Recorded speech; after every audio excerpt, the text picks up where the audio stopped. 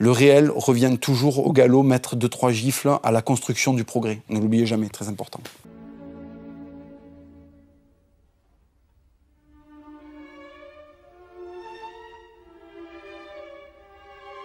Alors, cet été, il y a eu un drame. Cet été, il y a la plus belle cathédrale gothique, presque la plus belle cathédrale gothique de France, qui a brûlé.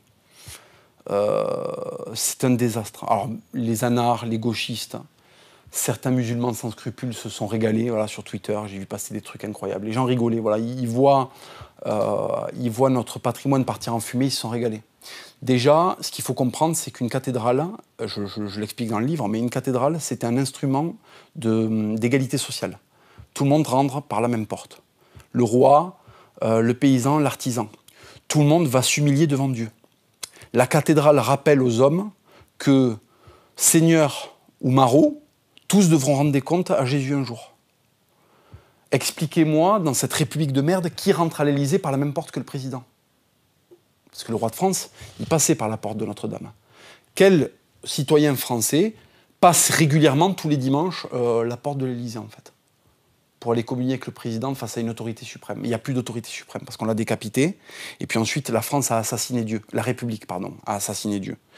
Donc, elle a exclu la France pour fabriquer la République, elle a assassiné Dieu. Et aujourd'hui, il n'y a plus personne qui chapeaute. Donc, plus personne ne chapeaute, donc les cathédrales brûlent, en fait. Alors, j'ai beaucoup de mal à croire à l'explication. Les cathédrales ne brûlent pas, je veux dire, c'est la maison de Dieu. C'est pas parce qu'il y a un fils de pute qui oublie une soudure, un fer à souder, que ça brûle. Non, moi, je pense que c'est un incendie criminel. Maintenant, l'avouer, ça serait pratiquement fabriquer une guerre civile, parce que j'ai mon idée sur le type de personne qui a pu mettre le feu à Notre-Dame. Mais je ne vais pas partir en conjecture, c'est mon opinion personnelle. Je vais vous expliquer pourquoi c'est pas possible qu'une cathédrale brûle, parce qu'en fait, en Castille, il y a des églises qui sont réparées par des maçons espagnols, qui fument des doucados, qui sont déchirés à 4 h de l'après-midi, en fait.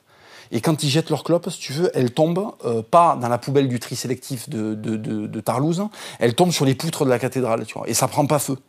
Donc en fait, si des putains de maçons espagnols, en fait, qui n'arrivent pas à lire, ne font pas brûler d'églises, si au Portugal, le pays des hommes chaînon manquants, en fait, si eux, ils réparent des églises sans que ça brûle, comment ça se fait qu'à Paris, la ville lumière de Méburn, là, ça brûle?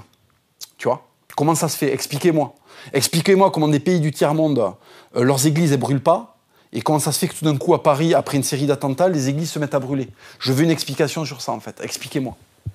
Il y avait des vitraux qui avaient 1200 ans. Il y a des artisans... C'est des gens qui ont vécu, si tu veux, au XIIe siècle. Je ne sais pas si tu te rends compte, en fait. Il y avait des choses qui avaient 800 ans. Quand tu commandes un Happy Meal, il a 1 heure. Il a 10 minutes. Quand tu fais brûler une cathédrale, elle a 1000 ans, en fait. Voilà, elle a 1000 ans. Donc les gens ne comprennent pas qu'on a brûlé des trucs qui avaient 1000 ans. Et ça, c'est un drame. Et c'est un signe. Ça veut dire qu'il n'y a plus personne aux commandes. Donc, je le dis, c'est gravissime. Et il est temps pour les Français de se poser les bonnes questions. Pourquoi la maison de Dieu brûle en France? Ne faudrait-il pas se retourner vers Dieu et lui demander pardon pour 150 ans de merde, en fait, de République, et revenir à la France? On oublie la République, on revient à la France.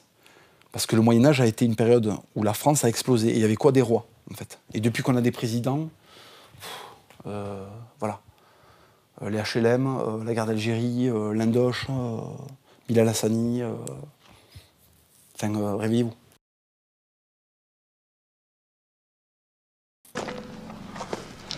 À la fin de l'envoi, je touche.